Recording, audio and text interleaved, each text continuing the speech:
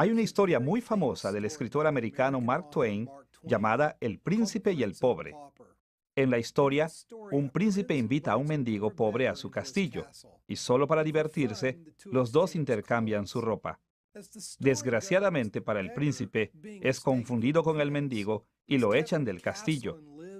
El mendigo, por otro lado, confundido con el príncipe, se queda en el castillo y vive una vida de príncipe. Ahora, en esta historia, los dos, el príncipe y el pobre, se sorprendieron cuando las personas confundieron sus identidades.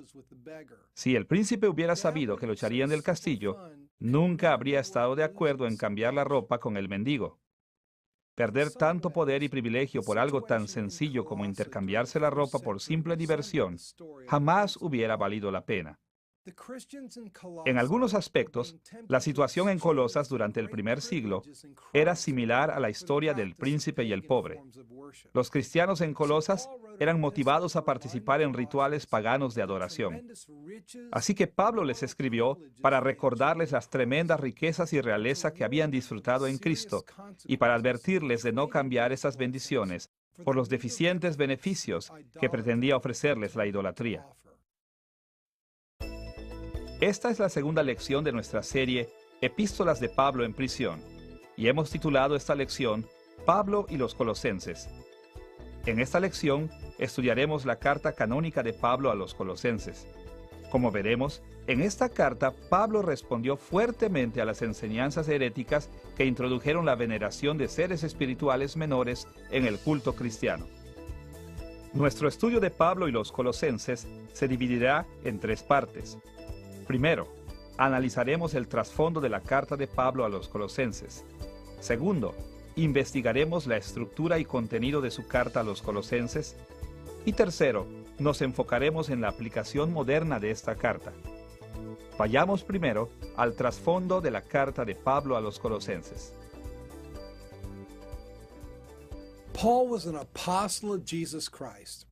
Pablo era un apóstol de Jesucristo, y escribir cartas era un aspecto de su ministerio de autoridad como representante de Cristo.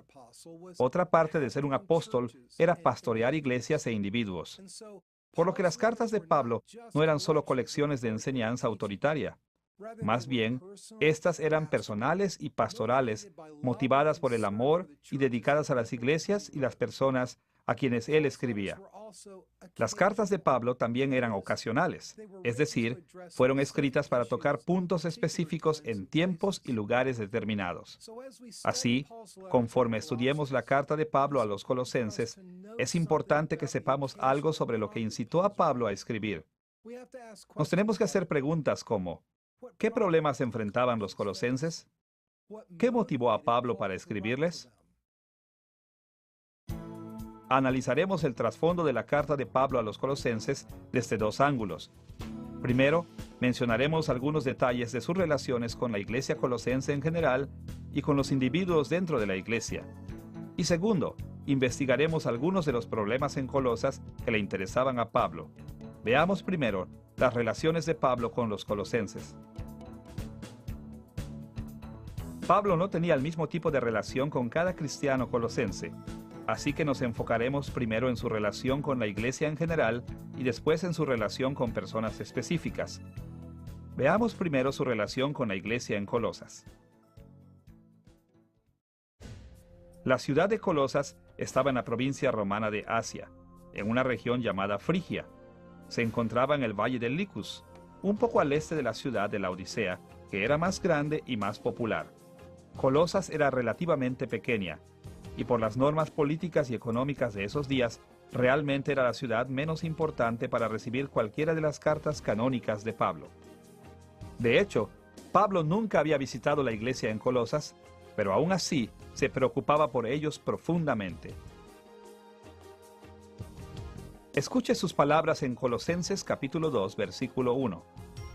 Porque quiero que sepáis cuán gran lucha sostengo por vosotros y por los que están en la Odisea, y por todos los que nunca han visto mi rostro.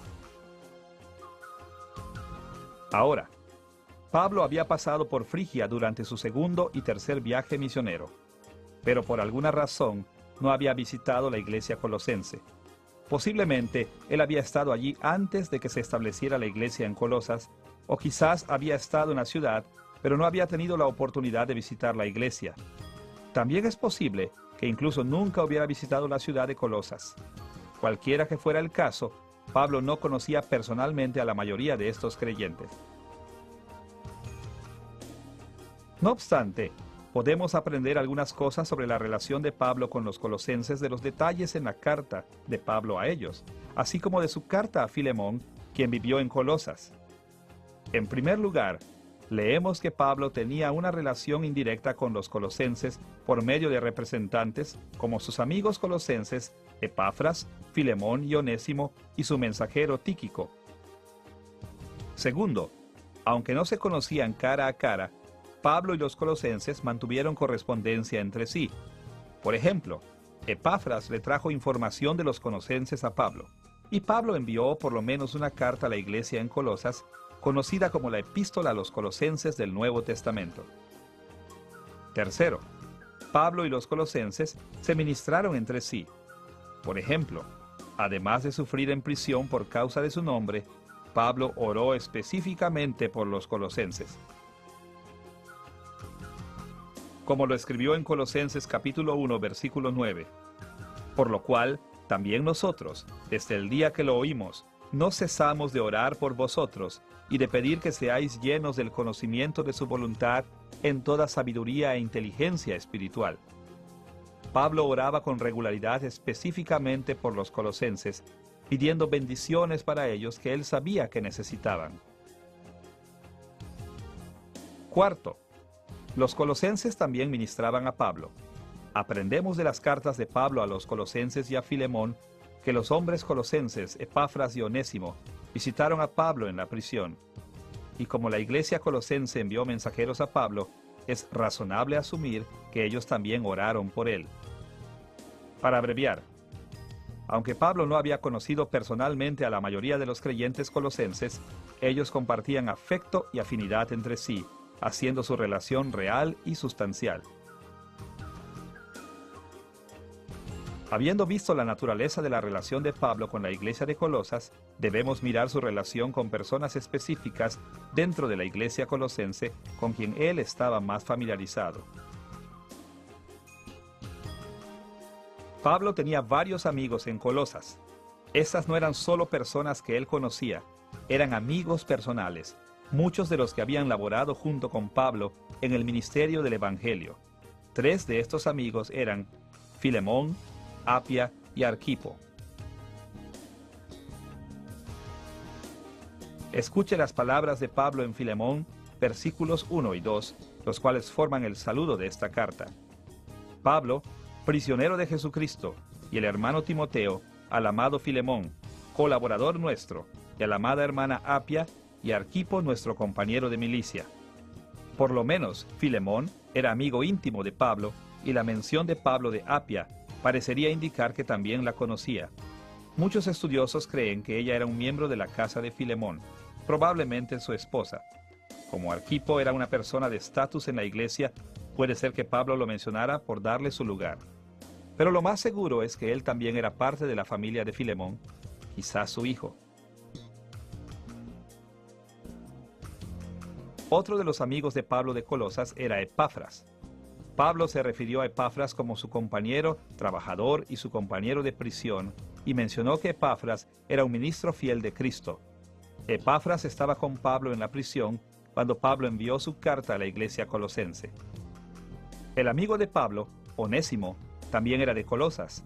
Onésimo era un esclavo que buscó a Pablo después de huir de Filemón y quien terminó atendiendo a Pablo en la prisión.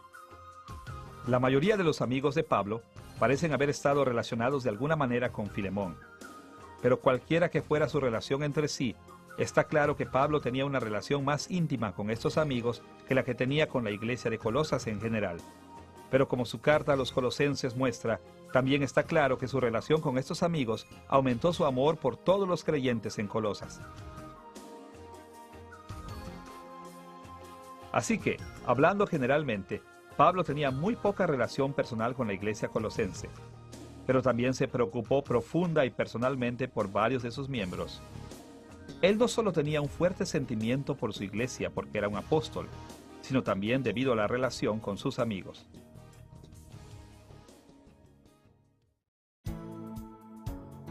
Habiendo analizado la relación de Pablo con los colosenses en general y con determinadas personas colosenses en particular, estamos listos para investigar los problemas en Colosas. ¿Qué dificultades enfrentaban? ¿Qué incitó a Pablo para escribirles? Mientras Pablo estaba en prisión, lo visitó un hombre llamado Epafras, que era de la ciudad de Colosas. Y Epafras le dijo a Pablo sobre algunas enseñanzas falsas que amenazaban a las iglesias del Valle de Licus, incluyendo la iglesia de Colosas.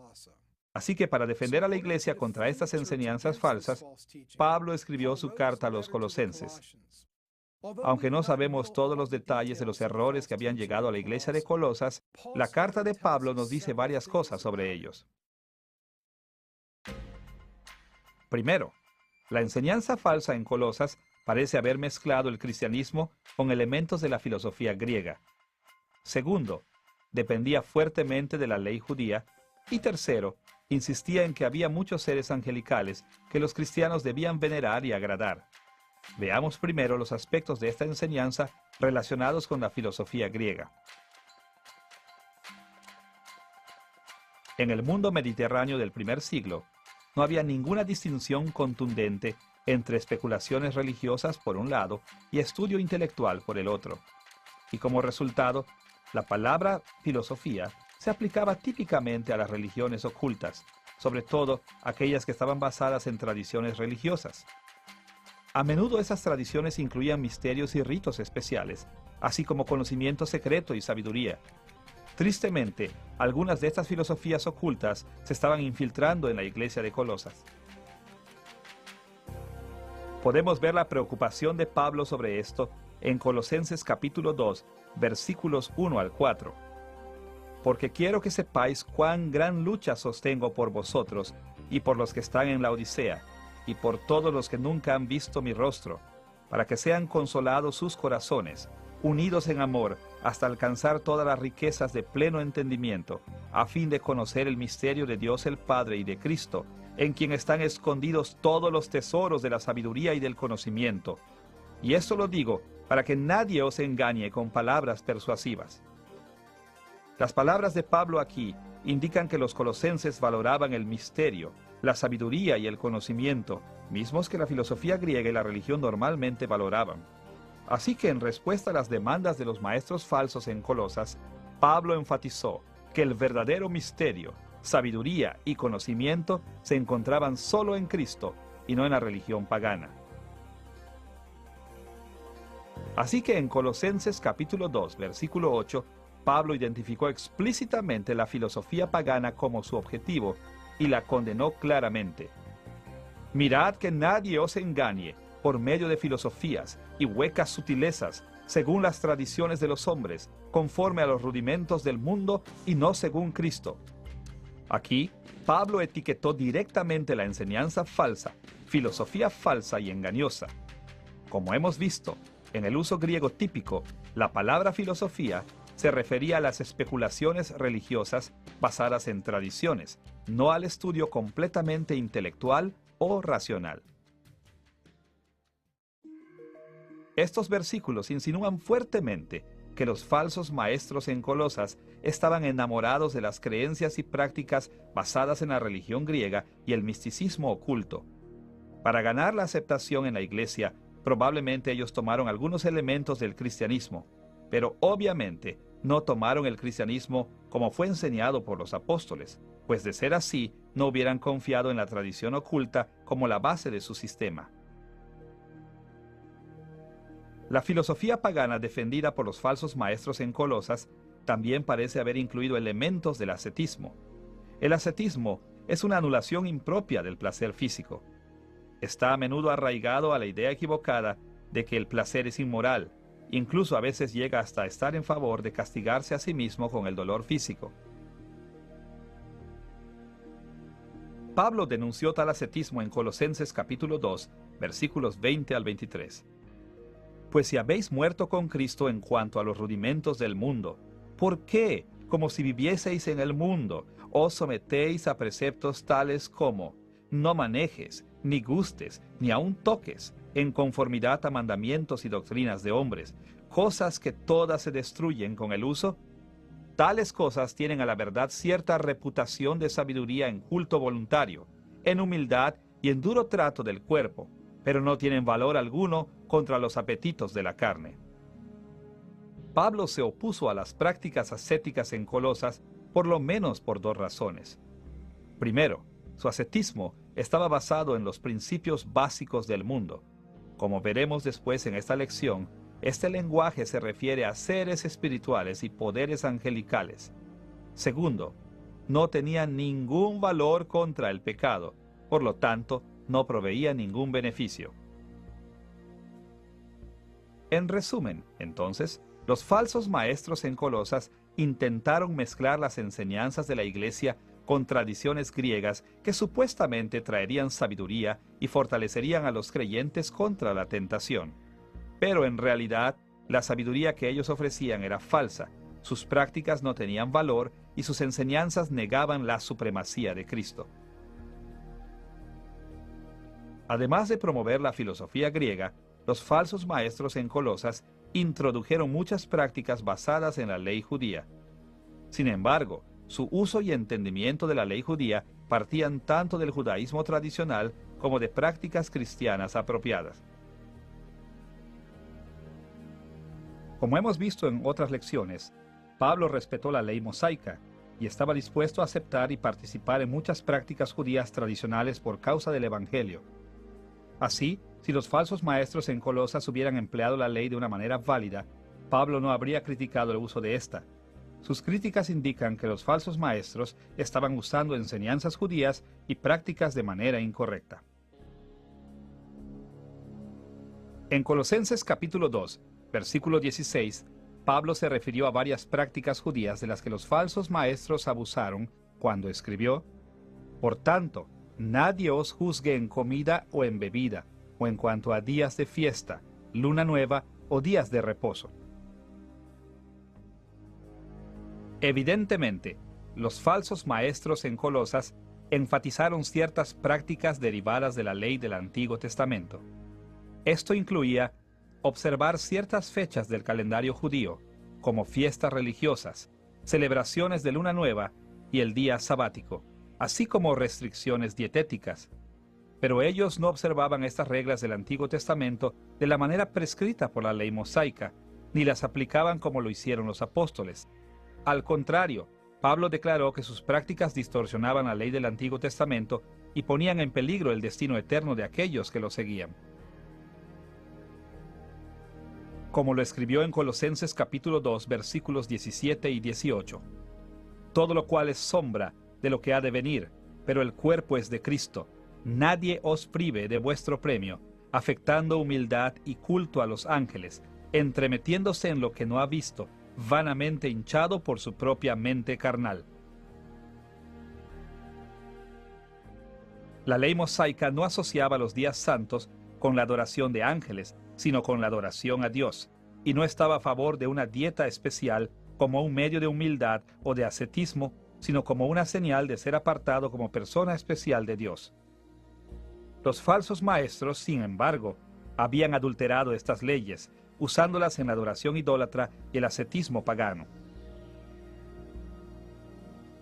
En Colosenses capítulo 2, versículos 11 y 12, Pablo agregó la circuncisión a la lista de las leyes judías de las que los falsos maestros abusaron.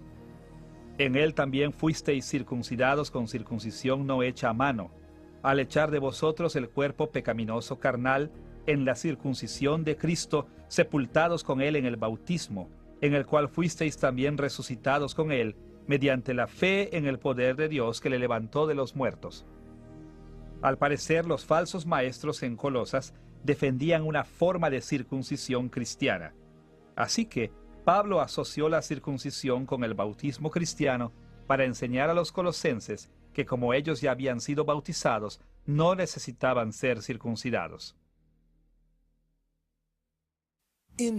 Para abreviar, en Colosenses, Pablo escribió en contra de los abusos de la ley mosaica. Él no escribió contra la propia ley. En otra parte, Pablo afirmó que la ley de Moisés es una base apropiada para la moralidad y práctica cristiana y que nos enseña muchas cosas verdaderas sobre Dios. Pero aquí en Colosenses se concentró en refutar las enseñanzas y prácticas específicas de los falsos maestros, condenando la manera en que ellos habían adulterado los estatutos particulares de la ley e insistiendo a la iglesia que rechazara estas corrupciones.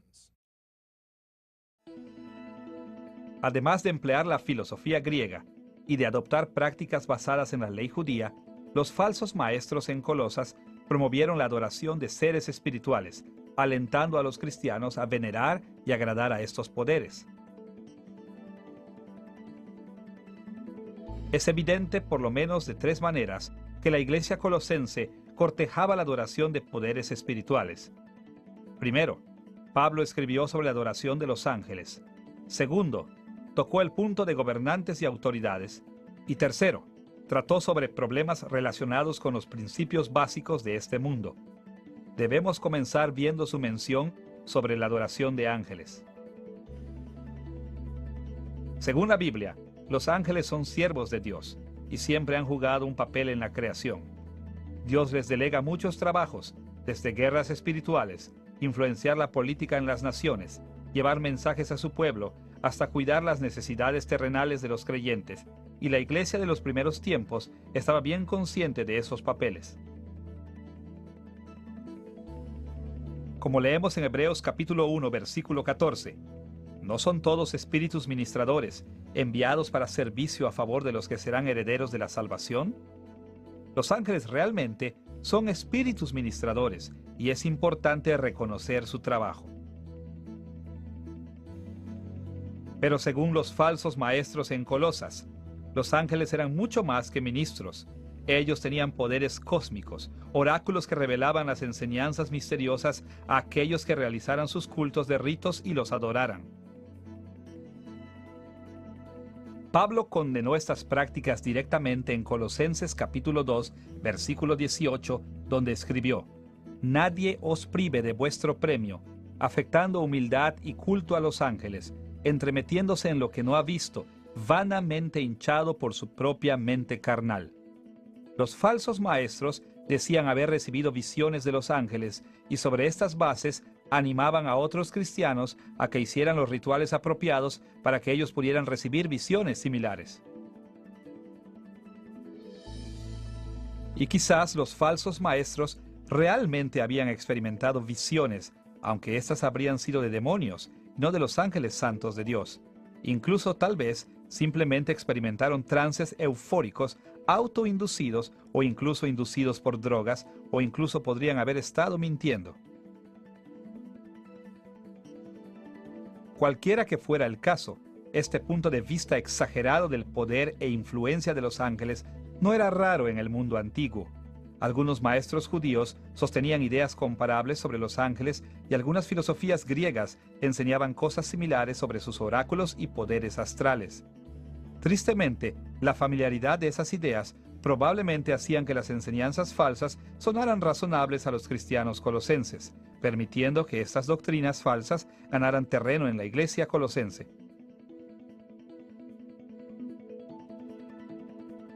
Ahora que hemos visto las referencias directas de Pablo a la adoración de los ángeles, debemos analizar sus argumentos sobre principados y potestades. En el lenguaje del primer siglo, los términos dominios y autoridades se referían a seres espirituales como los ángeles. Como hemos visto, los falsos maestros en Colosas animaban a los creyentes a que adoraran a los ángeles y seres espirituales. Pablo respondió a esta herejía dando énfasis a la superioridad de Cristo sobre cualquier poder y autoridad en el cielo y en la tierra. Él escribió sobre la supremacía de Jesús en Colosenses capítulo 1, versículo 16. Porque en Él fueron creadas todas las cosas, las que hay en los cielos y las que hay en la tierra, visibles e invisibles, sean tronos, sean dominios, sean principados, sean potestades, todo fue creado por medio de Él y para Él. Aquí Pablo mencionó tronos, dominios, principados y potestades. Tronos y dominios son traducciones de las formas de las palabras en griego, tronoi y kuriothetei. Estas dos palabras normalmente se referían a reyes humanos y otros gobernantes terrenales, pero también podrían referirse a seres espirituales.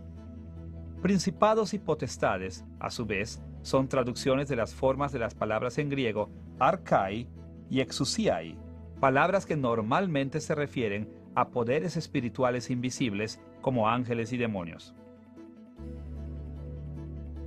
En el análisis de las palabras de los falsos maestros en Colosas, las autoridades espirituales angelicales y demoníacas eran notablemente mayores que sus colegas humanos terrenales.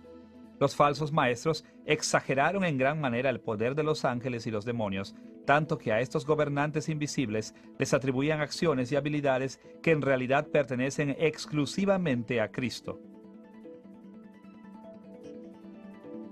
Pablo señaló su error alabando a Cristo como el Señor de toda la creación.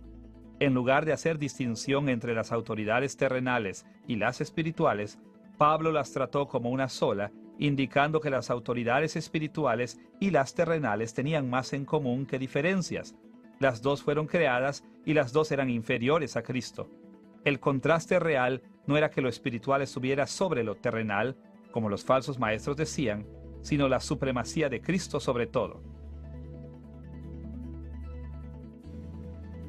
De nuevo, como dijo en Colosenses capítulo 1, versículo 16, en Dios fueron creadas todas las cosas, las que hay en los cielos y las que hay en la tierra.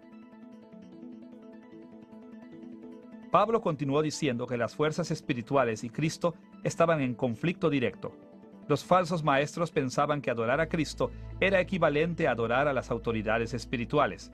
Pero Pablo indicó que independientemente de cómo los maestros falsos concibieron a los seres espirituales que adoraban, la verdad era que solo los demonios permiten ser adorados. Los ángeles santos de Dios no toman parte alguna en tal idolatría y Cristo no permite la adoración de sus enemigos. Pablo se dirigió a este punto en Colosenses capítulo 2, versículo 15, donde escribió: despojando a los principados y a las potestades, Dios los exhibió públicamente, triunfando sobre ellos en la cruz por medio de Cristo. A través de la cruz de Jesucristo, Dios desarmó y triunfó sobre los poderes y autoridades espirituales. En otras palabras, los poderes y autoridades espirituales se opusieron a Dios en guerra espiritual. Ellos eran rebeldes, espíritus malos, enemigos de Dios. Eran demonios, no ángeles santos. Pero por medio de Jesucristo, Dios ha despojado a estos demonios de su habilidad de luchar y los ha humillado en la derrota. Estos demonios caídos, impotentes, derrotados, eran los poderes espirituales que los falsos maestros adoraban en Colosas, a los que Pablo se refirió como potestades y principados. Ahora que hemos explorado la mención de Pablo sobre los ángeles y los principados y potestades espirituales, estamos en posición de ver cómo Pablo habló de los principios básicos de este mundo. Como ya hemos dicho, esta fue otra frase con la que se refirió a los seres espirituales. En el primer siglo, el término griego stoikeia, que se puede traducir como principios básicos, normalmente se refería a los dioses y poderes espirituales que eran asociados con las estrellas y planetas. Stoikeia también fue usado para referirse a los 4 elementos físicos básicos: tierra, viento, fuego y agua. Se pensaba que estos principios básicos o elementos influyen e incluso controlan el destino de hombres y mujeres. Pablo usó stoikeia claramente de esta manera en Gálatas capítulo 4, versículos 8 y 9, donde escribió: ciertamente, en otro tiempo, no conociendo a Dios, servíais a los que por naturaleza no son dioses, mas ahora, conociendo a Dios, o más bien, siendo conocidos por Dios, ¿cómo es que os volvéis de nuevo a los débiles y pobres rudimentos, a los cuales os queréis volver a esclavizar? Aquí la palabra rudimentos traduce la palabra griega stoikeia y se refiere a aquellos que por naturaleza no son dioses. Es decir, se refiere a los demonios que se hacen pasar por dioses paganos. Este mismo significado de stoicheia es también al que Pablo se refirió en Colosenses capítulo 2, versículo 8, donde condenó estos principios básicos. Mirad que nadie os engañe por medio de filosofías y huecas sutilezas, según las tradiciones de los hombres, conforme a los rudimentos del mundo y no según Cristo. Pablo se dirigió a los principios básicos, o stoicheia, como la base de la filosofía de los falsos maestros. En otras palabras, él decía que las tradiciones religiosas de los falsos maestros debían rechazarse porque aclamaban a dioses falsos. De una manera muy interesante, algunas ideas similares sobre los elementos y los poderes espirituales eran defendidas por algunas ramas del judaísmo, sobre todo durante el período intertestamental. Esto parece haberle dado entrada a la herejía cristiana que apareció en Colosas en los días de Pablo.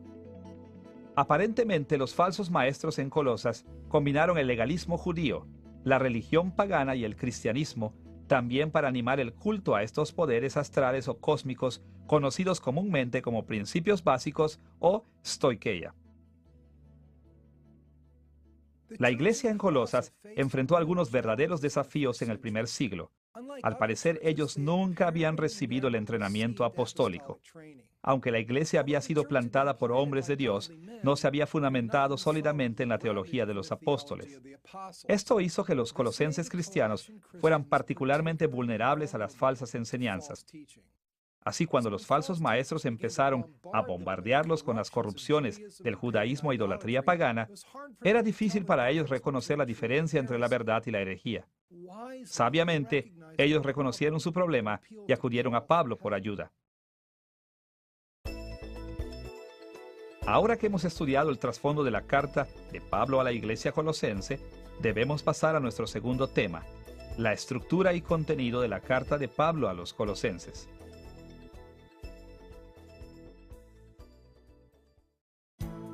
La carta de Pablo a los colosenses se puede dividir en 4 secciones principales.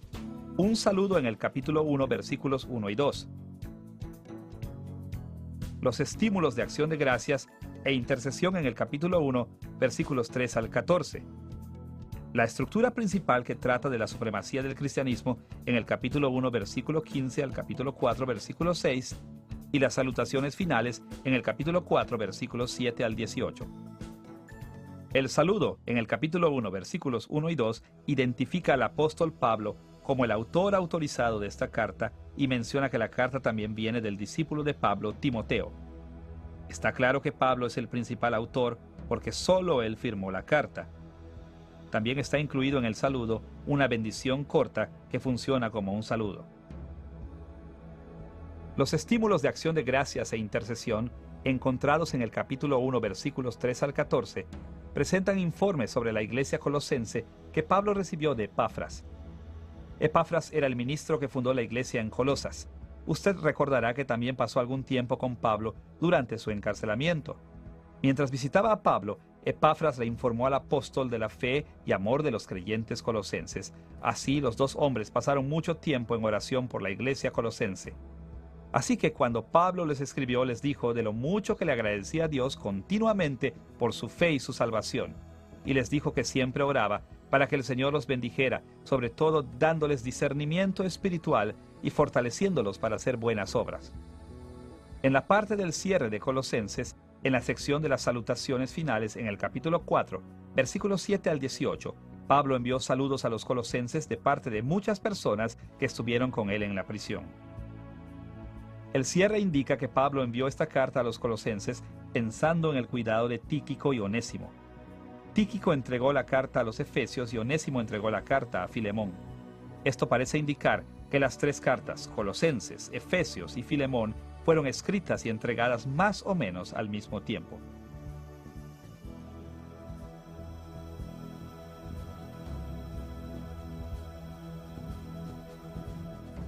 El cierre también menciona una carta a la iglesia de la Odisea y le dice a los colosenses que lean esta carta, asimismo que compartan su propia carta con los laodicenses. Esto nos permite saber que aunque Pablo escribió estas cartas a ciertas personas en particular, en circunstancias específicas, Su intención era que estas también fueran aplicables a otro público. Como veremos en una lección más adelante, es posible que la carta de Pablo a los Efesios sea la misma que se mencionó aquí como la carta a los Laodicenses. La estructura principal de la carta de Pablo a los Colosenses empieza en el capítulo 1, versículo 15 y sigue hasta el capítulo 4, versículo 6. Esta sección detalla la supremacía del cristianismo sobre la religión de los falsos maestros. El argumento de Pablo sobre la supremacía del cristianismo se divide aproximadamente en 4 subdivisiones principales. Primero, la supremacía de Cristo en el capítulo 1, versículos 15 al 20. Segundo, la supremacía de los ministros de Cristo en el capítulo 1, versículo 21 al capítulo 2, versículo 5. Tercero, la supremacía de la salvación en Cristo en el capítulo 2, versículos 6 al 23. Y cuarto, la supremacía de la vida cristiana en el capítulo 3, versículo 1 al capítulo 4, versículo 6. Estudiaremos brevemente cada una de estas secciones, empezando con la primera sección que se enfoca en la supremacía del propio Cristo. False teachers were trying to persuade the Colossian church to worship cosmic Los falsos maestros intentaban persuadir a la iglesia colosense para que rindieran culto a los poderes espirituales cósmicos, animándolos a un estilo de vida ascético, pensando que este tipo de vida tan áspero aplacaría a los poderes espirituales y tomaría algunos beneficios de estos dioses falsos. Así que Pablo empezó a refutar estas herejías contrastando a estos patéticos dioses impostores con Jesucristo. Por un lado, Pablo insistió que Cristo es el Rey de toda la creación y que posee toda la perfección y autoridad. Por otro lado, Pablo enseñó que los principios básicos del mundo son incapaces de darnos las bendiciones de la salvación y son indignos de reverencia.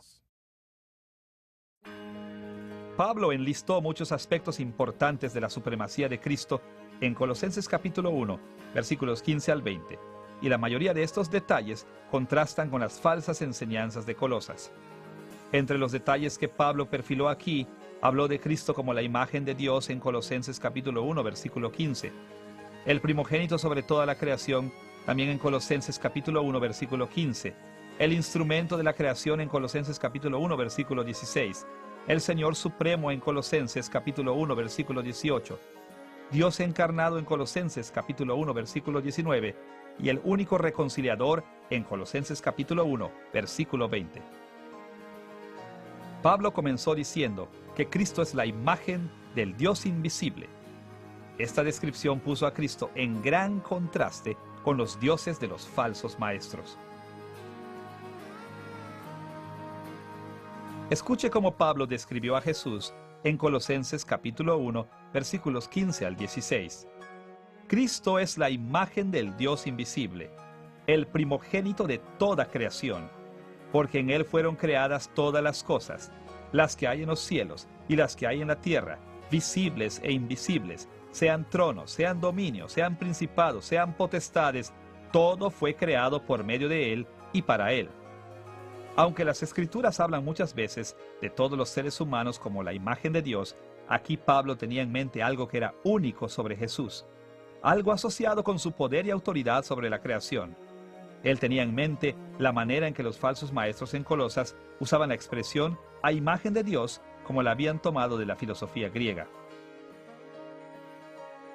Por lo menos, en algunas de las filosofías griegas de los días de Pablo, se pensaba que el mismo universo era la imagen de Dios, queriendo decir que era la mayor revelación de Dios y que uno podría obtener conocimiento y sabiduría por medio de su revelación.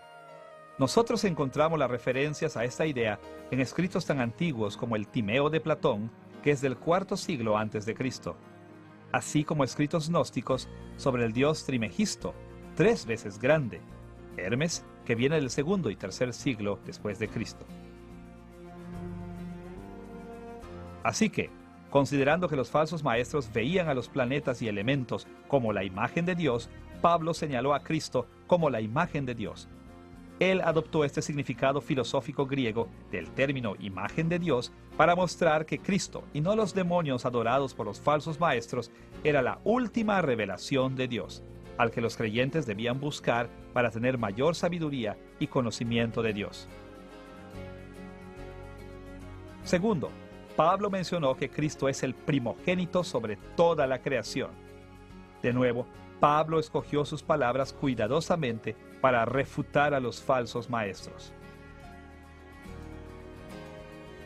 Escuche de nuevo lo que escribió sobre Cristo en Colosenses capítulo 1, versículos 15 y 16.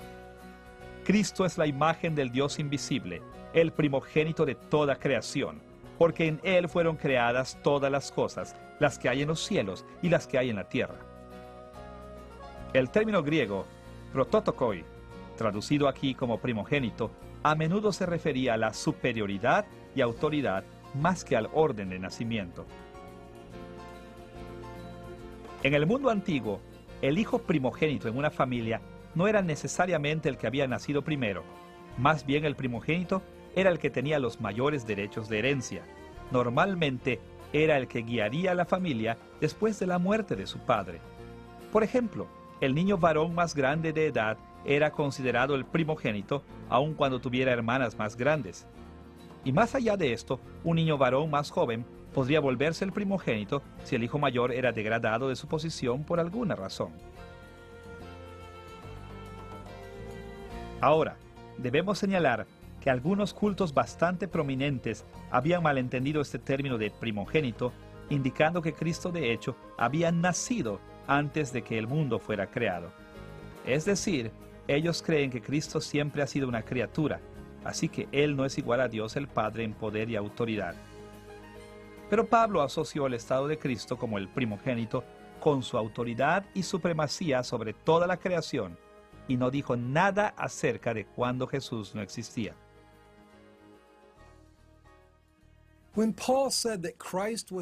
Cuando Pablo dijo que Cristo era el primogénito sobre toda la creación, él quiso decir que Cristo era el que poseía la primogenitura del Padre, no que Cristo nació o fue creado antes que todos los demás. Él no quiso decir que Cristo era parte de la creación, sino que Cristo era el Señor de la creación. Expresándose de esta manera, Pablo dejó claro que los dioses falsos de los falsos maestros no tenían ningún poder o autoridad para dar ninguna bendición a nadie. Cristo, y solo Cristo, fue el primogénito, el que heredó todas las bendiciones de Dios y el único que podría darlas a otros. Tercero, Pablo dijo que Cristo fue el instrumento de la creación en el que Dios creó el universo. El misticismo judío a menudo atribuía papeles prominentes a los ángeles de la creación, papeles que la Biblia atribuye a Dios y a Cristo, pero no a los ángeles. Y en la filosofía griega, normalmente se asignaban papeles similares a los elementos y otros poderes astrales.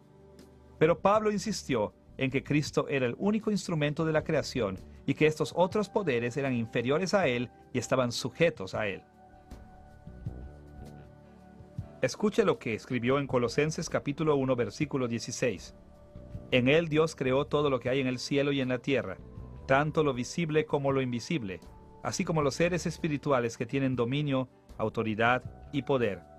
Todo fue creado por medio de él y para él. Como ya hemos visto, las palabras principados y potestades se refieren a los poderes espirituales, como los demonios adorados por los falsos maestros, y según Pablo, estos principados y potestades están todos sujetos a Cristo. La prioridad de Cristo como el instrumento de la creación lo hace por mucho superior a todo cuanto hay en la creación. Cuarto, Cristo es el Señor Supremo, porque Dios lo usó como el instrumento de la creación y lo puso como cabeza sobre la iglesia. Escuche las palabras de Pablo en Colosenses capítulo 1, versículo 18. Y Cristo es la cabeza del cuerpo que es la iglesia, Él que es el principio, el primogénito de entre los muertos, para que en todo tenga la preeminencia.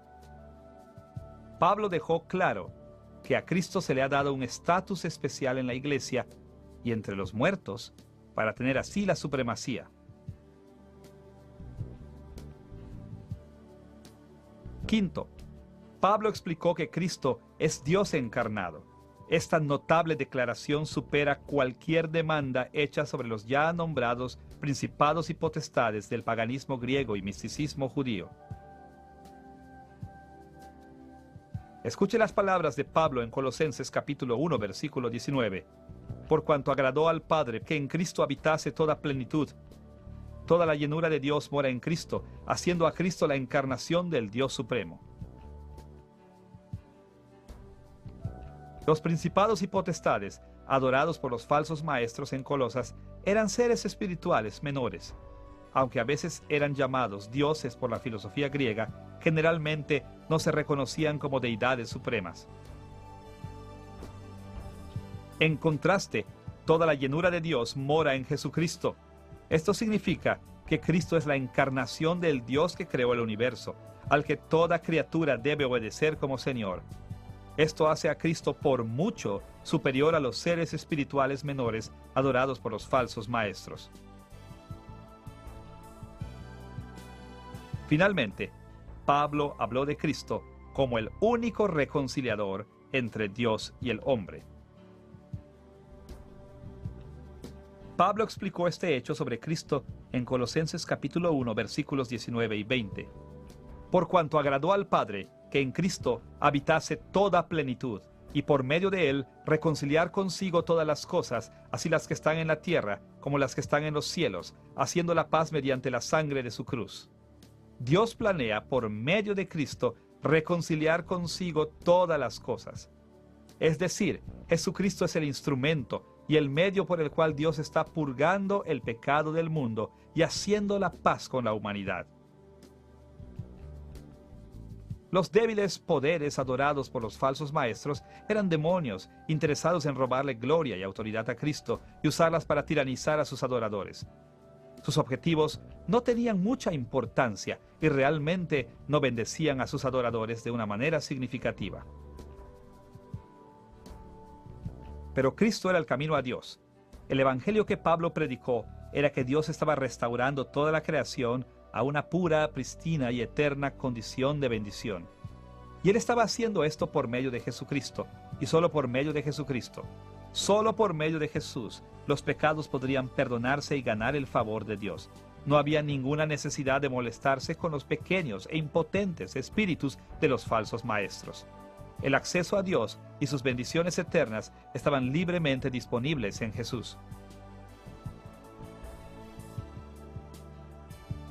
Por lo menos en estas 6 formas, Cristo como la imagen de Dios, el primogénito sobre toda la creación, el instrumento de la creación, el Señor supremo, Dios encarnado y el único reconciliador, Cristo es superior a todos estos dioses adorados por los falsos maestros en Colosas. Después de demostrar la supremacía de Cristo sobre los poderes espirituales, Pablo afirmó la supremacía de los ministros de Cristo. Esta parte de su argumento aparece en Colosenses capítulo 1, versículo 21 al capítulo 2, versículo 5. Pablo argumentaba que debido a que Cristo era superior a los dioses falsos, los ministros de Cristo eran superiores a los que servían a los dioses falsos.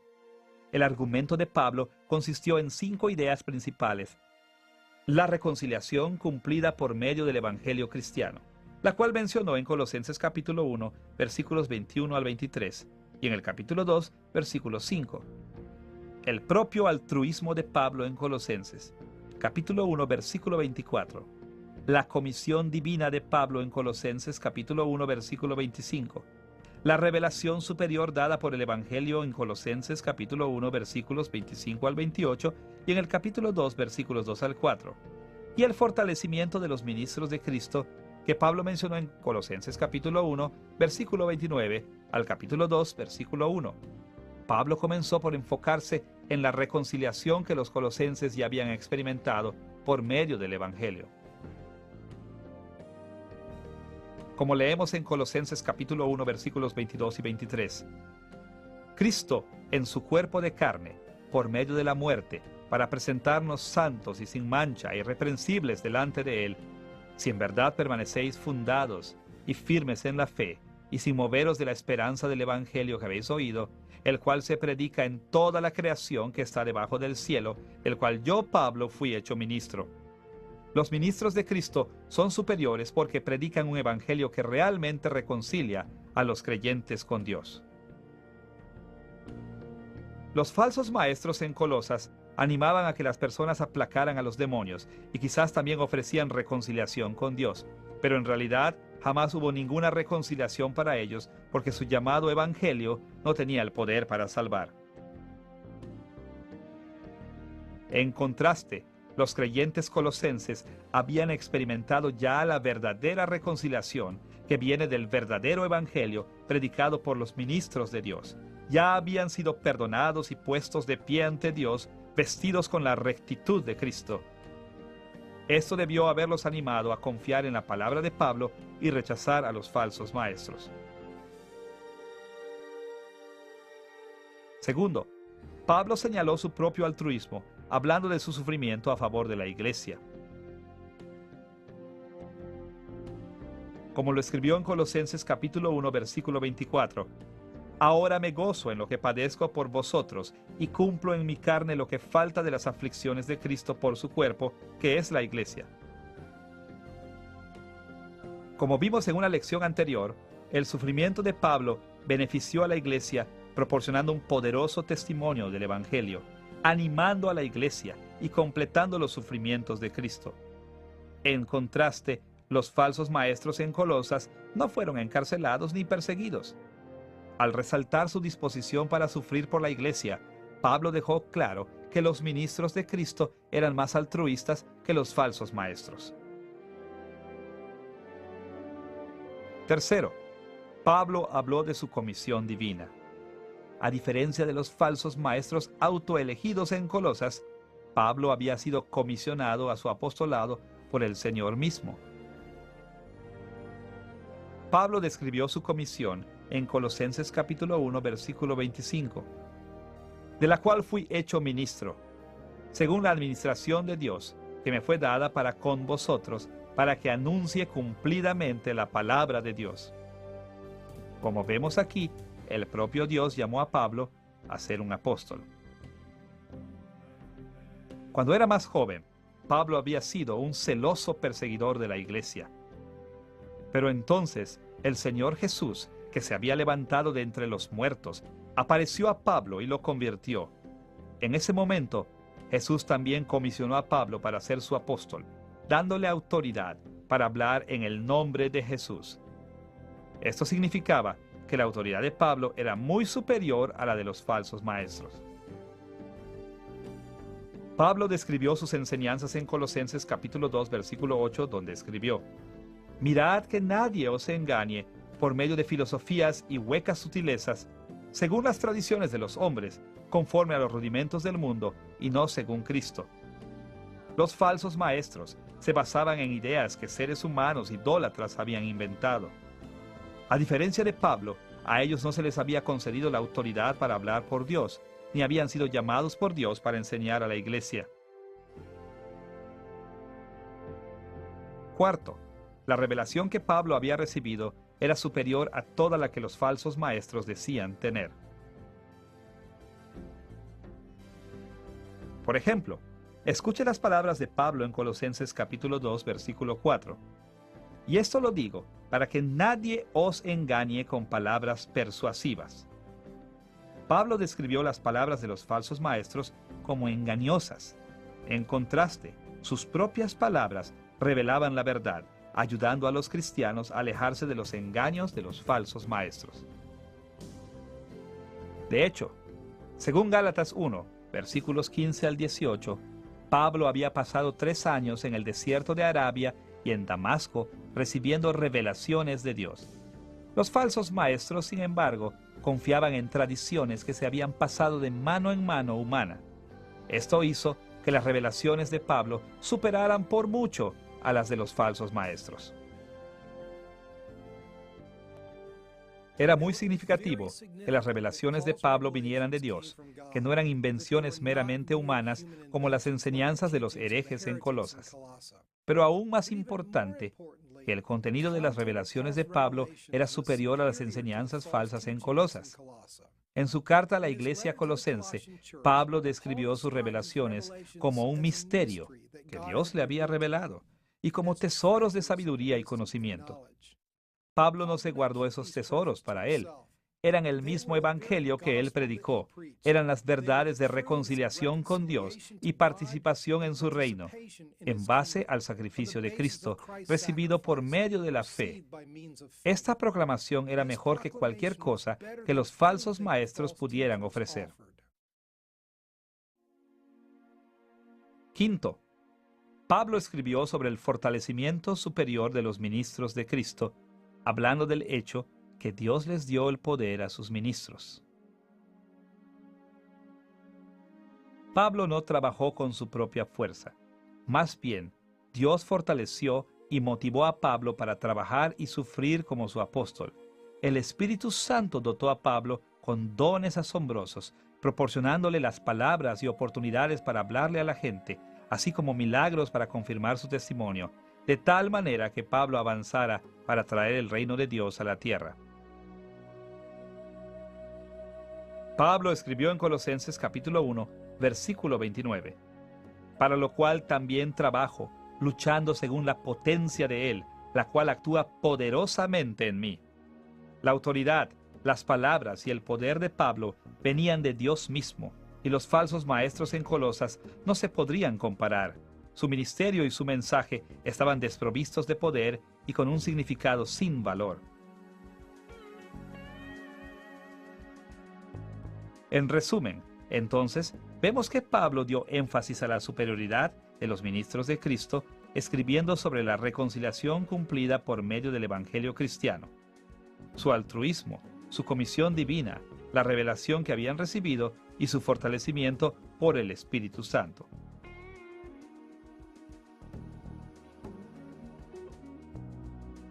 Tercero, después de dar énfasis a la supremacía de Cristo y sus ministros, Pablo insistió en la supremacía de la salvación en Cristo, en el capítulo 2, versículos 6 al 23. La discusión de Pablo sobre la supremacía de la salvación en Cristo se dividió en dos secciones principales: su alabanza por la vida en unión con Cristo, en Colosenses capítulo 2, versículos 6 al 15, y su condenación de la vida vivida bajo la sumisión de los elementos en Colosenses capítulo 2, versículos 16 al 23. En la primera sección, Pablo describió varios beneficios de la salvación en la unión con Cristo, empezando con los benévolos y fortificantes aspectos del señorío de Cristo en Colosenses capítulo 2, versículos 6 al 10. En estos versículos, Pablo indicó que debido a que Cristo es nuestro Señor, nosotros estamos atados, edificados y fortalecidos en Él, y como resultado sentimos gran agradecimiento hacia Él. Aquellos que siguieron a los falsos maestros estaban cautivos a los débiles poderes espirituales que adoraban, pero a los que estaban bajo el señorío de Cristo se les dio autoridad para gobernar con Él. Como escribió Pablo en Colosenses capítulo 2, versículos 9 y 10, porque en Él habita corporalmente toda la plenitud de la deidad, y vosotros estáis completos en Él, que es la cabeza de todo principado y potestad. Cristo tiene la autoridad divina sobre cualquier poder, y debido a que los creyentes están unidos a Cristo, ellos comparten esa autoridad divina. Segundo, Pablo también mencionó la vitalidad espiritual que tienen los creyentes al estar en unión con Cristo. Pablo explicó esta bendición en Colosenses capítulo 2, versículos 11 al 13. Por ejemplo, en Colosenses capítulo 2, versículo 12, escribió: sepultados con Él en el bautismo, en el cual fuisteis también resucitados con Él, mediante la fe en el poder de Dios que le levantó de los muertos. Debido a que estamos unidos a Cristo, los creyentes no solo participamos en la muerte de Cristo, que nos da el perdón, sino que también en la resurrección y vida de Cristo, la que nos da un nuevo nacimiento de nuestro espíritu. Tercero, debido a que los creyentes estamos unidos a Cristo, obtenemos el perdón del pecado y nos libramos de tener que ganarnos la salvación por medio de las obras de la ley. Pablo expresó estas ideas en Colosenses capítulo 2, versículos 13 al 15. Como lo escribió en Colosenses capítulo 2, versículos 14 y 15. Anulando el acta de los decretos que había contra nosotros, que nos era contraria, quitándola de en medio y clavándola en la cruz, y despojando a los principados y a las potestades, los exhibió públicamente, triunfando sobre ellos en la cruz. La ley de Dios condena a muerte a la humanidad caída, pero debido a que estamos unidos a Cristo en su muerte, nosotros ya hemos muerto la muerte que la ley requiere. Nosotros ya hemos pagado nuestra sentencia, por lo que ahora somos libres de toda condenación. En contraste con el escenario de estas bendiciones en Cristo, Pablo condenó el mensaje de los falsos maestros en Colosas. La vida en unión con Cristo se caracteriza por las bendiciones del señorío de Cristo, pero la vida bajo la sumisión a los elementos pone a uno bajo el tiránico señorío del hombre. Como Pablo escribió en Colosenses capítulo 2, versículos 16 al 18, esto no solo trae como resultado el juicio del hombre, sino también la pérdida de las bendiciones que Cristo ofrece. Más aún, así como la unión con Cristo produce vitalidad espiritual, la sumisión a los elementos trae como consecuencia la separación de Cristo. Como Pablo indicó en Colosenses capítulo 2, versículo 19, esto trae consigo debilidad espiritual en lugar de fuerza y sofoca el crecimiento espiritual. Finalmente, mientras la unión con Cristo concede el perdón y la libertad de la condenación de la ley, la sumisión a los elementos solo lleva al ascetismo. Pablo hizo un comentario sobre la inutilidad de este ascetismo en Colosenses capítulo 2, versículo 23, escribiendo: tales cosas tienen a la verdad cierta reputación de sabiduría en culto voluntario, en humildad y en duro trato del cuerpo, pero no tienen valor alguno contra los apetitos de la carne. La sumisión a los dioses falsos de los maestros heréticos en Colosas producía una vida áspera que era inútil contra el pecado. Aunque supuestamente esta vida áspera traía bendiciones, los demonios no tenían el poder para bendecir a nadie. En contraste, la unión con Cristo daba libertad en lugar de sumisión y verdaderamente destruía el poder del pecado sobre el creyente. A través de estos aspectos contrastantes de la vida en unión con Cristo y vivir una vida sometida a los elementos, Pablo demostró que la salvación ofrecida en el verdadero evangelio cristiano era mucho mejor que las dichosas bendiciones que pretendían ofrecer los falsos maestros en Colosas. Finalmente, después de dirigirse a la supremacía de Cristo y sus ministros y de la salvación ofrecida en el Evangelio de Cristo, Pablo se enfocó en la supremacía de la vida cristiana, en Colosenses capítulo 3, versículo 1 al capítulo 4, versículo 6. En esta sección, Pablo demostró que el estilo de vida cristiana es más ético que el estilo de vida que ofrecían los falsos maestros. Parece que los falsos maestros en Colosas estaban muy interesados en una vida ética. La meta de su áspero vivir era evitar la indulgencia de la carne. En algunos casos, puede ser que sus normas o metas éticas hayan estado de acuerdo con aquellos de la iglesia cristiana que abrazaban este tipo de pecados. Pero había un problema con su planteamiento. Simplemente el ascetismo no funciona. La cuestión principal es que los seres humanos caídos no tienen la fuerza de voluntad para resistirse al pecado. Así que, no importa qué tan duro luchemos para evitar el pecado, siempre perdemos. Esto significa que para vivir éticamente, para obedecer las normas éticas que Dios ha puesto para nosotros, tenemos que confiar en algo más grande y más poderoso que nosotros mismos. En algunos aspectos, las enseñanzas de Pablo sobre la vida cristiana se parecían a la enseñanza de los falsos maestros. De hecho, Pablo incluso llegó a decir que era correcto enfocarse en lo celestial y espiritual y no en lo terrenal. Escuche sus palabras en Colosenses capítulo 3, versículo 2. Poned la mira en las cosas de arriba, no en las de la tierra. Según Pablo, debemos valorar las cosas espirituales y celestiales más que las terrenales. Esta perspectiva también era compartida por los maestros ascéticos, por lo menos superficialmente. También, como los maestros ascéticos, Pablo enseñó fuertemente en contra de la indulgencia de la carne. Por ejemplo, En Colosenses capítulo 3, versículo 5, escribió: Haced morir, pues, lo terrenal en vosotros: fornicación, impureza, pasiones desordenadas, malos deseos y avaricia, que es idolatría. Pablo estaba de acuerdo con los falsos maestros en que la indulgencia de la carne es mala, pero discrepaba en la manera de evitar tal pecado. Pablo y los falsos maestros también diferían de muchas otras maneras. Por ejemplo, aunque los falsos maestros creían ostensiblemente que ellos debían enfocarse en las cosas celestiales, las enseñanzas que Pablo les criticó eran todas bastante terrenales. Aunque pudieran haber tenido la meta de la espiritualidad, ellos intentaban alcanzar esa meta enfocándose constantemente en cosas terrenales. En Colosenses capítulo 2, versículo 21, Pablo resumió sus enseñanzas así: no manejes, ni gustes, ni aun toques. Aunque los ascetas declaraban dirigirse hacia el reino espiritual, sus enseñanzas se enfocaban en las cosas mundanas, terrenales. Los ascetas parecen haber estado tan preocupados con sus prácticas ascéticas que no se molestaban por enfatizar ideales que fueran verdaderamente celestiales y espirituales. Aunque sus metas pudieran haber sido espirituales, todos sus esfuerzos estaban basados en cosas terrenales. Pablo, por otro lado, enseñó formas específicas en las que los creyentes podrían enfocarse y esforzarse por cosas que estuvieran orientadas espiritualmente. Él insistió que dejaran sus pecados terrenales, pero también sabía que esto era imposible desde un punto de vista de la humanidad caída.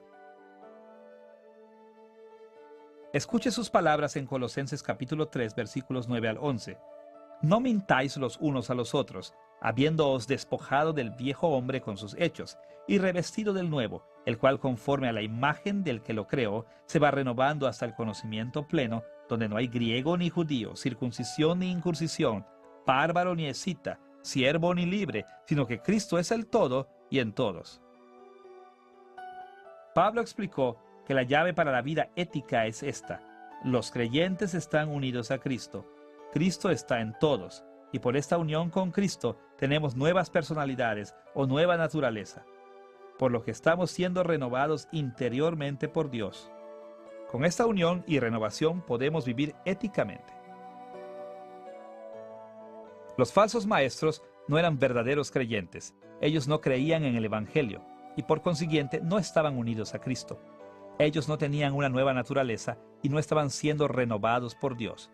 Como resultado, todos sus esfuerzos por evitar el pecado estaban condenados al fracaso. Los creyentes, en cambio, estamos unidos a Cristo y por consiguiente somos fortalecidos para obedecer las normas éticas de Dios. Pero Pablo no se detuvo en esta idea. Más bien, insistió en ofrecer algunas formas prácticas en las que los creyentes pueden confiar en el poder de Dios para superar el pecado, en lugar de confiar en su propia fuerza de voluntad. Escuche sus instrucciones en Colosenses capítulo 3, versículo 12. Vestíos pues como escogidos de Dios, santos y amados, de entrañable misericordia, de benignidad, de humildad, de mansedumbre, de paciencia. Pablo dijo que los creyentes podían tener éxito en una vida ética enfatizando virtudes celestiales, espirituales, como la compasión y la bondad, en lugar de enfocarse en los pecados que tratamos de evitar. Y nosotros podemos motivarnos para vivir éticamente, enfocándonos en el amor de Dios por nosotros y en que nos ha escogido, en lugar de concentrar nuestros esfuerzos en conceder los antojos de dioses falsos. La estrategia de Pablo para una vida ética era superior a la de los falsos maestros en dos aspectos muy importantes. Primero, era eficaz porque confiaba en el poder de Dios en lugar de en el hombre.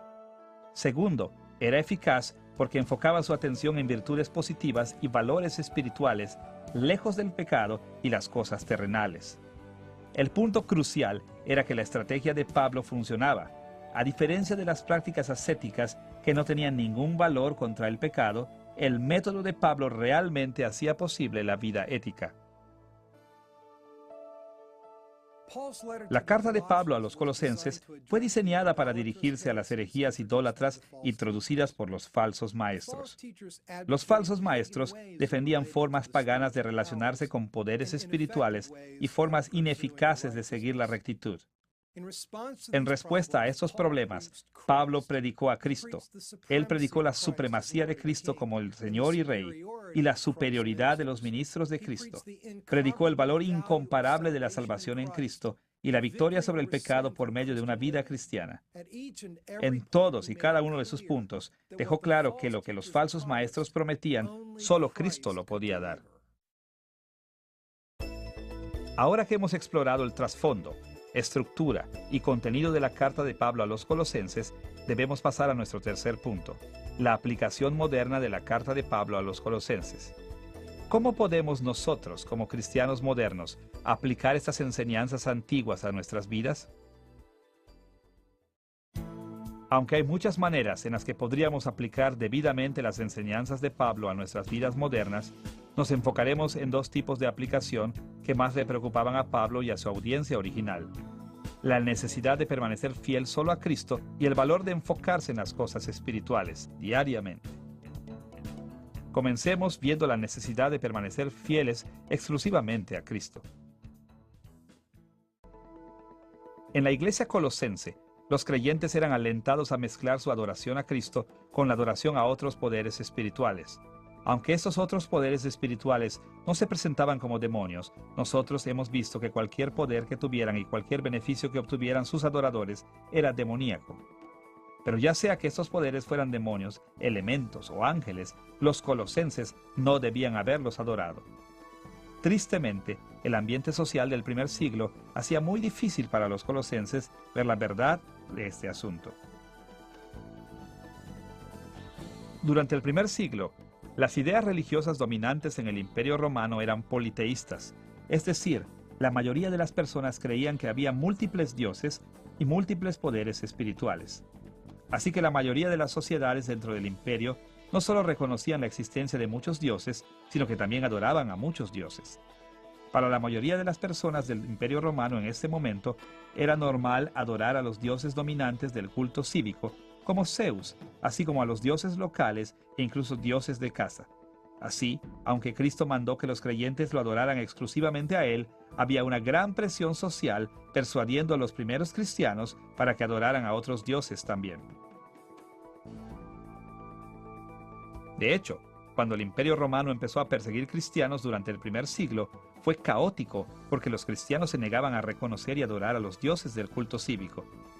Se argumentaba que los cristianos habían encolerizado a los dioses negándose a adorarlos y que los dioses castigarían a toda la sociedad romana si los cristianos no reconsideraban.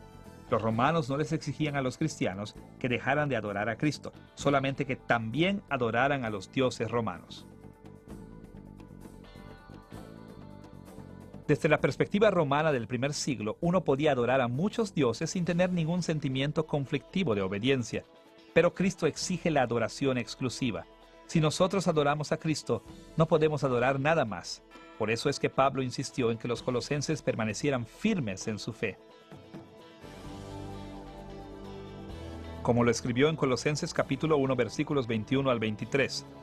Y a vosotros también, que erais en otro tiempo extraños y enemigos en vuestra mente, haciendo malas obras, ahora os ha reconciliado en su cuerpo de carne, por medio de la muerte, para presentaros santos y sin mancha e irreprensibles delante de Él, si en verdad permanecéis fundados y firmes en la fe, y sin moveros de la esperanza del Evangelio que habéis oído, el cual se predica en toda la creación que está debajo del cielo, del cual yo, Pablo, fui hecho ministro. Si no permanecemos fieles a Cristo, entonces demostramos que no hemos sido verdaderamente reconciliados con Dios. Y si no estamos reconciliados con Dios, entonces no compartimos la esperanza ofrecida en el Evangelio. Siendo más claros, si no permanecemos fieles a Cristo, no somos salvos. La lealtad a Cristo es de suma importancia. Tristemente, nuestro mundo moderno frecuentemente desafía nuestra lealtad a Cristo, presentando muchos dioses diferentes para que los adoremos. El politeísmo puede encontrarse en las religiones orientales como el taoísmo, una de las 3 religiones clásicas de China, el hinduismo, la religión dominante de la India, y el sintoísmo, la religión tradicional de Japón. Y en el mundo occidental, el movimiento de la nueva era ha adoptado muchos aspectos de estas religiones orientales. Más allá de esto, el mormonismo enseña que los mormones están en proceso de llegar a ser dioses. Hay también muchas religiones politeístas más pequeñas, desde religiones tribales y populares en África y Asia hasta la cienciología en Hollywood, California. La lista podría ser interminable. En otras sociedades modernas, los cristianos son presionados constantemente por el ateísmo, induciéndolos a que abandonen toda creencia en Dios y en Cristo. A menudo se ridiculiza al cristianismo como un conjunto de creencias primitivas y de la barbarie que no son avaladas por la ciencia. Muchos creyentes que no tienen los suficientes estudios de teología y ciencia son incapaces de proporcionar respuestas a estos desafíos y su fe se tambalea. En otros casos, el relativismo filosófico de la sociedad moderna la lleva a una fuerte insistencia en la tolerancia religiosa. Como resultado, cualquier declaración de exclusividad a la verdad y salvación es condenada. Pablo enseñó que la lealtad a Cristo es el único camino a la salvación. Pero cuando los cristianos modernos repetimos esta idea, a menudo se nos acusa de arrogancia e intolerancia y nos sentimos presionados por la sociedad a reconocer otras formas de encontrar las bendiciones eternas. Pero no todas las presiones vienen de fuera de la iglesia. Por ejemplo, en algunas iglesias protestantes liberales, la alabanza se ofrece ahora a la sabiduría o Sofía, quien está personificada como una deidad femenina.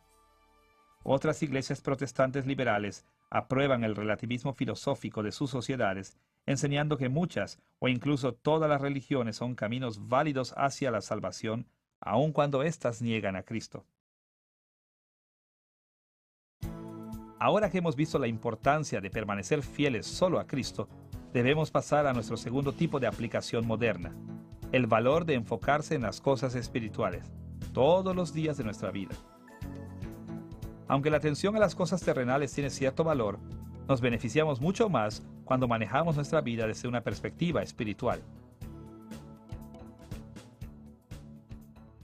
When we come to faith in Christ, a miraculous thing happens.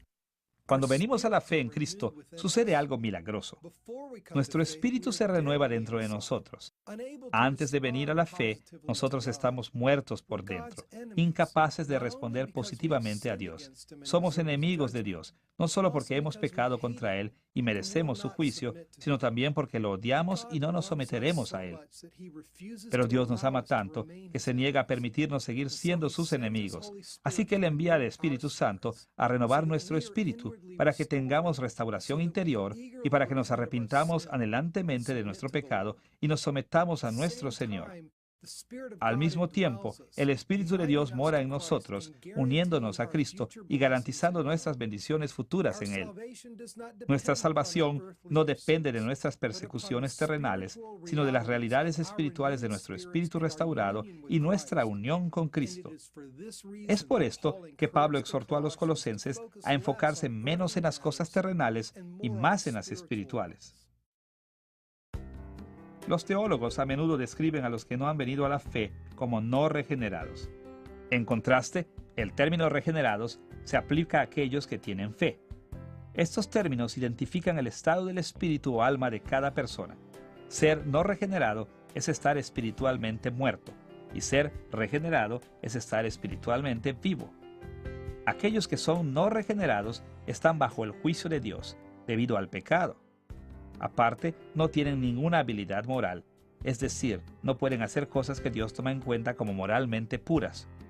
Es más, ellos no tienen ningún deseo moral, es decir, no quieren hacer cosas que Dios toma en cuenta como moralmente puras. Abreviando, los no regenerados no son salvos, no se pueden salvar ellos solos y no quieren ser salvados por Dios. Por otro lado, aquellos que están regenerados son perdonados, porque están unidos a Cristo, quien murió por sus pecados según los requisitos de la ley de Dios. Más allá, sus espíritus renovados poseen la habilidad moral para poder obedecer a Dios, así como el deseo moral para también querer obedecer a Dios. Es difícil sobreestimar el valor del cambio espiritual que tiene lugar dentro de nosotros cuando venimos a la fe. La regeneración nos hace nuevas personas. No solo somos perdonados, también somos cambiados espiritualmente. La regeneración es el cambio espiritual que Pablo describió en Colosenses capítulo 2, versículo 13, donde escribió: Y a vosotros, estando muertos en pecados y en la incircuncisión de vuestra carne, os dio vida juntamente con él, perdonándoos todos los pecados. Nosotros estábamos muertos en nuestros pecados, lo que significa que estábamos bajo el juicio de Dios. Pero entonces Dios nos dio vida y perdonó nuestros pecados. También estábamos muertos en nuestra naturaleza pecadora, lo que significa que teníamos naturalezas malas, sin habilidad ni deseo moral, pero nuevamente Dios nos dio vida. Como resultado, ahora tenemos la habilidad para desear lo bueno y hacer lo bueno. Nuestros viejos espíritus no regenerados no tenían ninguna habilidad o deseo moral, pero nuestros espíritus renovados tienen habilidad y deseo moral. Cuando estábamos espiritualmente muertos, antes de que fuéramos regenerados y unidos a Cristo el Rey, habría sido inútil para nosotros enfocarnos en las cosas espirituales o las cosas del cielo, aun cuando nosotros hubiéramos querido. Pero ahora que estamos regenerados, lo más razonable para nosotros es enfocar nuestras nuevas vidas en una nueva dirección. Nuestros espíritus han sido hechos nuevos. Ahora somos personas espirituales, y lo más lógico, lo más natural y lo más benéfico para nosotros como personas espirituales es enfocarnos en nuestras vidas espirituales. Así que Pablo continúa en Colosenses capítulo 3 versículos 1 y 2, describiendo esta exhortación. Si pues habéis resucitado con Cristo, buscad las cosas de arriba, donde está Cristo sentado a la diestra de Dios. Poned la mira en las cosas de arriba, no en las de la tierra. Porque estamos sentados en el cielo con Cristo, debemos enfocar nuestras mentes en las cosas que pertenecen al cielo. Ahora estamos conscientes de la verdadera estructura de autoridad del universo. Sabemos cómo funciona el mundo y qué cosas traen las verdaderas bendiciones. Y este conocimiento debe cambiar la manera en que vivimos nuestras vidas. Ahora, en algunos puntos de la historia, los cristianos han pensado equivocadamente que cuando Pablo dijo que nos enfocáramos en las cosas celestiales y no en las cosas terrenales, él quiso decir que debíamos retirarnos de la vida humana normal para seguir el cielo sin distracción. Los monjes ascéticos medievales son un buen ejemplo de esta manera de pensar. Algunos vivían como ermitaños, separados del resto de la sociedad. Algunos se resguardaban en cuevas o en lugares apartados por largos periodos de tiempo. Otros se causaban daño físico. Ellos creían seriamente que la mejor manera de crecer espiritualmente era escapando de la influencia del mundo normal, no espiritual. Pero estaban equivocados. De hecho, en algunos casos, ellos cometieron los mismos errores que habían cometido los falsos maestros en Colosas. El famoso educador Booker T. Washington, fundador de la escuela que ahora es la Universidad de Tuskegee, se acredita como el autor de este proverbio americano. Un hombre no puede detener a otro hombre en la zanja sin permanecer abajo en la zanja con él. De muchas maneras, Washington aplicó a las relaciones humanas lo que Pablo enseñó sobre la vida interna de los cristianos. Es decir, si enfocamos toda nuestra energía en suprimir nuestros deseos pecadores, seguimos enfocándonos en los deseos pecadores. Sí, eliminar el pecado es algo bueno, incluso una buena obra. Y Pablo exhortó a que los creyentes terminaran con sus pecados de la carne. Pero el punto de Pablo no era simplemente que nosotros debemos adoptar un nuevo punto de vista hacia las cosas terrenales, sino también que debemos reenfocar nuestra atención alejándola de las cosas terrenales y dirigiéndola hacia las cosas espirituales. Pero las cosas espirituales o celestiales que Pablo tenía en mente requieren nuestra participación en el mundo. Escuche sus palabras en Colosenses capítulo 3, versículos 12 al 16. Vestíos, pues, como escogidos de Dios, santos y amados, de entrañable misericordia, de benignidad, de humildad, de mansedumbre, de paciencia, soportándoos unos a otros y perdonándoos unos a otros si alguno tuviere queja contra otro. De la manera que Cristo os perdonó, así también hacedlo vosotros. Y sobre todas estas cosas, vestíos de amor, que es el vínculo perfecto, y la paz de Dios gobierne en vuestros corazones, a la que asimismo fuisteis llamados en un solo cuerpo, y sed agradecidos. La palabra de Cristo more en abundancia en vosotros, enseñándoos y exhortándoos unos a otros en toda sabiduría, cantando con gracia en vuestros corazones al Señor, con salmos e himnos y cánticos espirituales. En esencia, Pablo dijo que las cosas celestiales o espirituales en la vida son las que reflejan el estado del reino de Dios como se manifiesta en el cielo. O dicho de otra manera, tener una mente celestial es enfocarse en el que ha ascendido al cielo, que es Cristo, para que podamos ser más como Él mientras estamos aquí en la tierra. Notemos también qué tipo de cosas son las que Pablo llamó celestiales o espirituales. La mayoría de estas son virtudes interactivas, virtudes que son primordiales, y solo en algunos casos expresadas hacia otras personas, como la compasión, la bondad, la humildad, la mansedumbre, la paciencia, el perdón, el amor y la paz en el contexto de la comunidad. Estas virtudes no pueden ejercerse separadas de la vida activa en el mundo presente.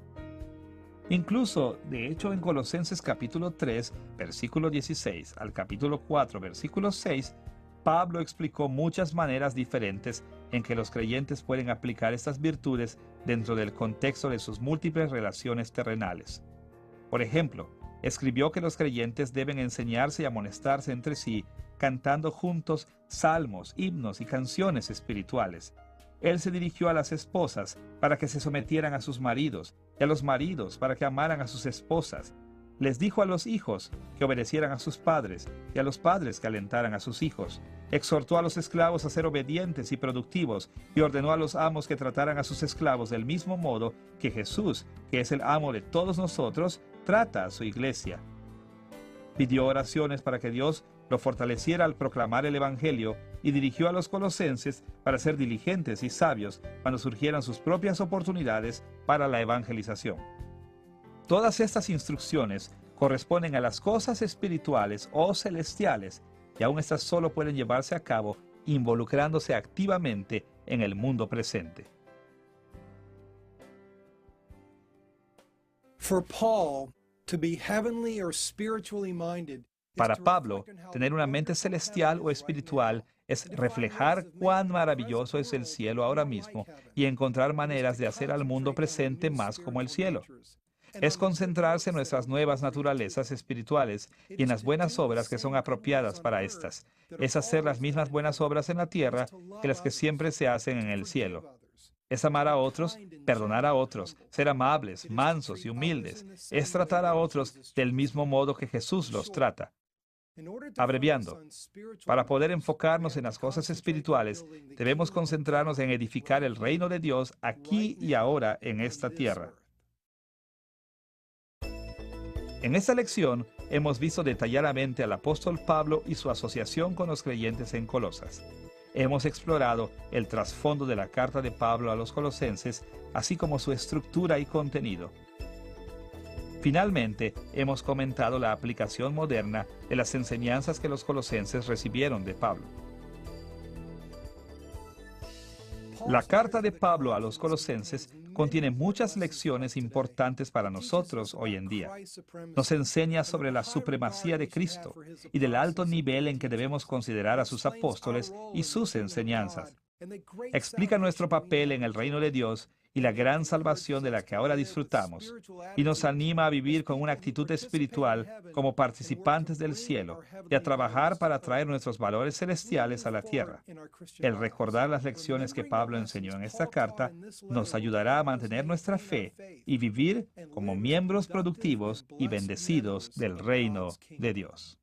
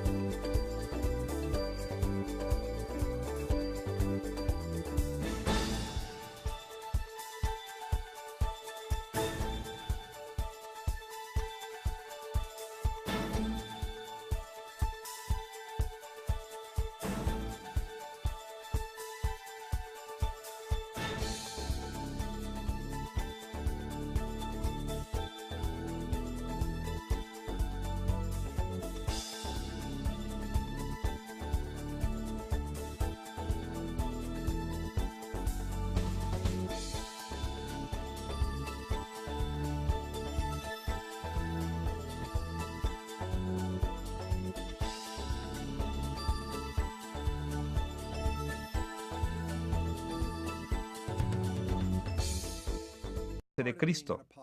Otra parte de ser un apóstol era pastorear iglesias e individuos. Por lo que las cartas de Pablo no eran solo colecciones de enseñanza autoritaria.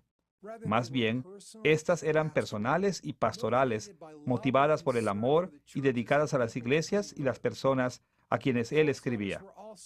Las cartas de Pablo también eran ocasionales, es decir, fueron escritas para tocar puntos específicos en tiempos y lugares determinados. Así, conforme estudiemos la carta de Pablo a los colosenses, es importante que sepamos algo sobre lo que incitó a Pablo a escribir. Nos tenemos que hacer preguntas como: ¿qué problemas enfrentaban los colosenses? ¿Qué motivó a Pablo para escribirles? Analizaremos el trasfondo de la carta de Pablo a los colosenses desde dos ángulos. Primero, mencionaremos algunos detalles de sus relaciones con la iglesia colosense en general y con los individuos dentro de la iglesia. Y segundo, investigaremos algunos de los problemas en Colosas que le interesaban a Pablo. Veamos primero las relaciones de Pablo con los colosenses. Pablo no tenía el mismo tipo de relación con cada cristiano colosense. Así que nos enfocaremos primero en su relación con la iglesia en general y después en su relación con personas específicas. Veamos primero su relación con la iglesia en Colosas. La ciudad de Colosas estaba en la provincia romana de Asia, en una región llamada Frigia. Se encontraba en el valle del Licus, un poco al este de la ciudad de Laodicea, que era más grande y más popular. Colosas era relativamente pequeña, y por las normas políticas y económicas de esos días, realmente era la ciudad menos importante para recibir cualquiera de las cartas canónicas de Pablo.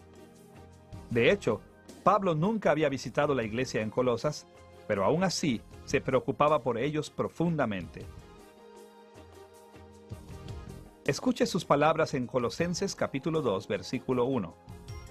Porque quiero que sepáis cuán gran lucha sostengo por vosotros y por los que están en la Odisea, y por todos los que nunca han visto mi rostro. Ahora, Pablo había pasado por Frigia durante su segundo y tercer viaje misionero, pero por alguna razón no había visitado la iglesia colosense. Posiblemente él había estado allí antes de que se estableciera la iglesia en Colosas, o quizás había estado en la ciudad, pero no había tenido la oportunidad de visitar la iglesia. También es posible que incluso nunca hubiera visitado la ciudad de Colosas. Cualquiera que fuera el caso, Pablo no conocía personalmente a la mayoría de estos creyentes. Y a la amada hermana Apia y Arquipo, nuestro compañero de milicia. Por lo menos, Filemón era amigo íntimo de Pablo, y la mención de Pablo de Apia parecería indicar que también la conocía. Muchos estudiosos creen que ella era un miembro de la casa de Filemón, probablemente su esposa. Como Arquipo era una persona de estatus en la iglesia, puede ser que Pablo lo mencionara por darle su lugar. Pero lo más seguro es que él también era parte de la familia de Filemón, quizás su hijo. Otro de los amigos de Pablo de Colosas era Epafras. Pablo se refirió a Epafras como su compañero, trabajador y su compañero de prisión, y mencionó que Epafras era un ministro fiel de Cristo. Epafras estaba con Pablo en la prisión cuando Pablo envió su carta a la iglesia colosense. El amigo de Pablo, Onésimo, también era de Colosas. Onésimo era un esclavo que buscó a Pablo después de huir de Filemón y quien terminó atendiendo a Pablo en la prisión. La mayoría de los amigos de Pablo parecen haber estado relacionados de alguna manera con Filemón. Pero cualquiera que fuera su relación entre sí, está claro que Pablo tenía una relación más íntima con estos amigos que la que tenía con la iglesia de Colosas en general. Pero como su carta a los colosenses muestra, También está claro que su relación con estos amigos aumentó su amor por todos los creyentes en Colosas. Así que, hablando generalmente, Pablo tenía muy poca relación personal con la iglesia colosense, pero también se preocupó profunda y personalmente por varios de sus miembros. Él no solo tenía un fuerte sentimiento por su iglesia porque era un apóstol, sino también debido a la relación con sus amigos.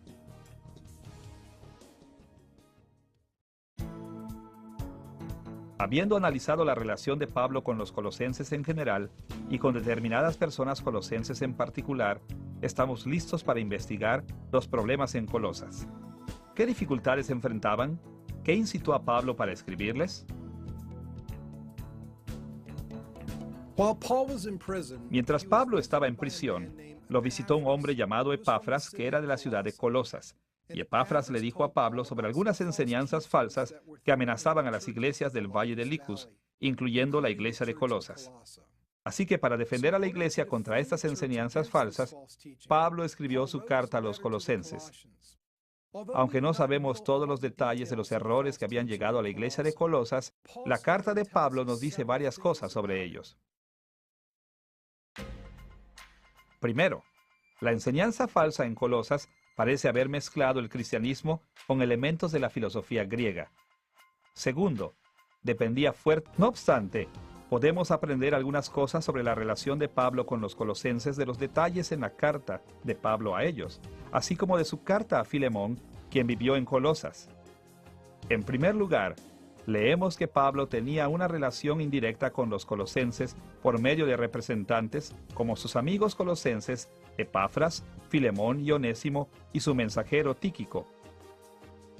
Segundo, aunque no se conocían cara a cara, Pablo y los colosenses mantuvieron correspondencia entre sí.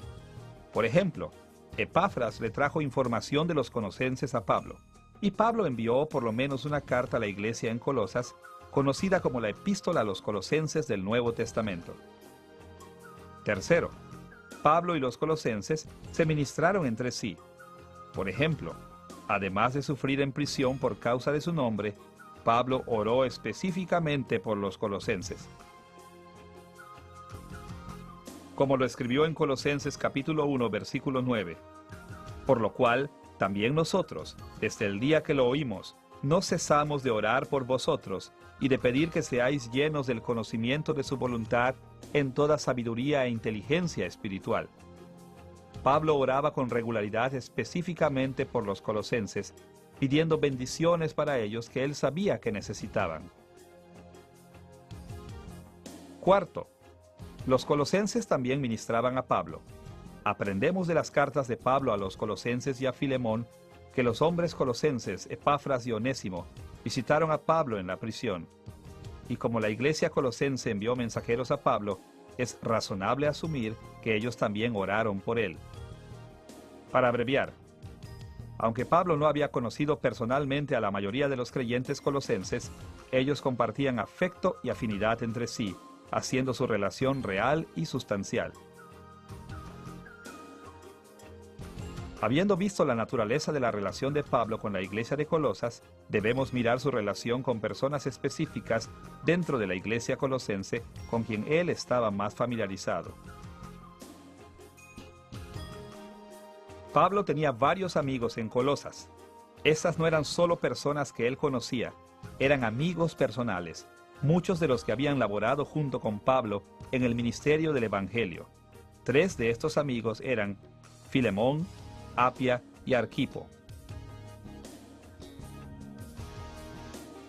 Escuche las palabras de Pablo en Filemón, versículos 1 y 2, los cuales forman el saludo de esta carta.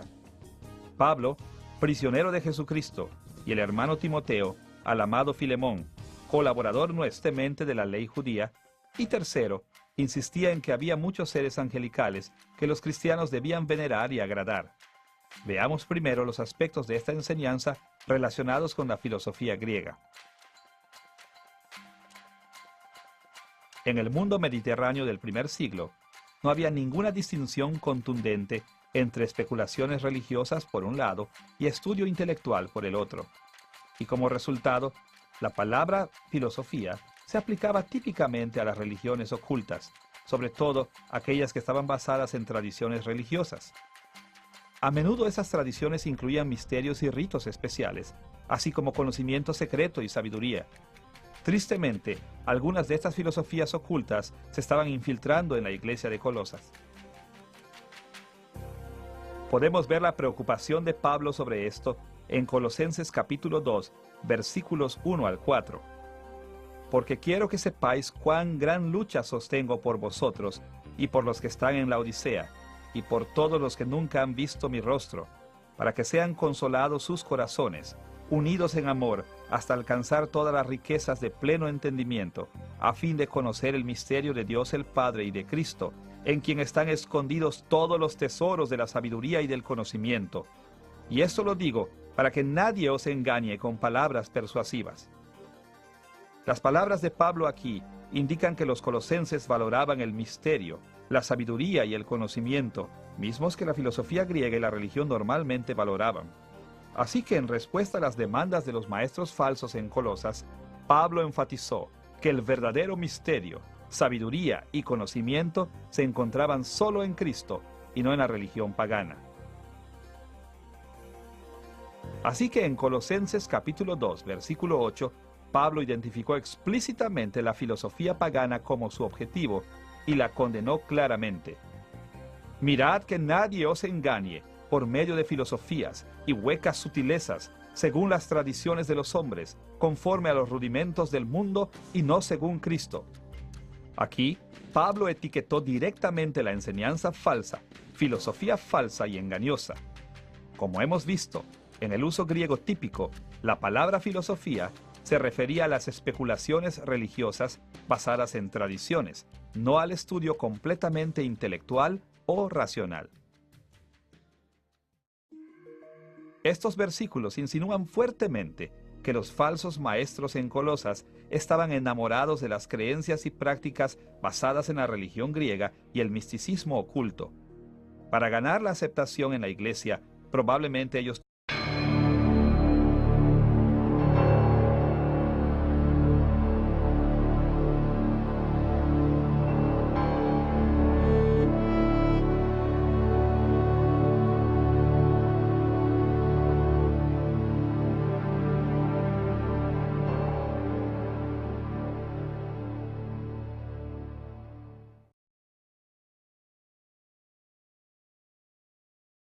Hay una historia muy famosa del escritor americano Mark Twain llamada El Príncipe y el Pobre.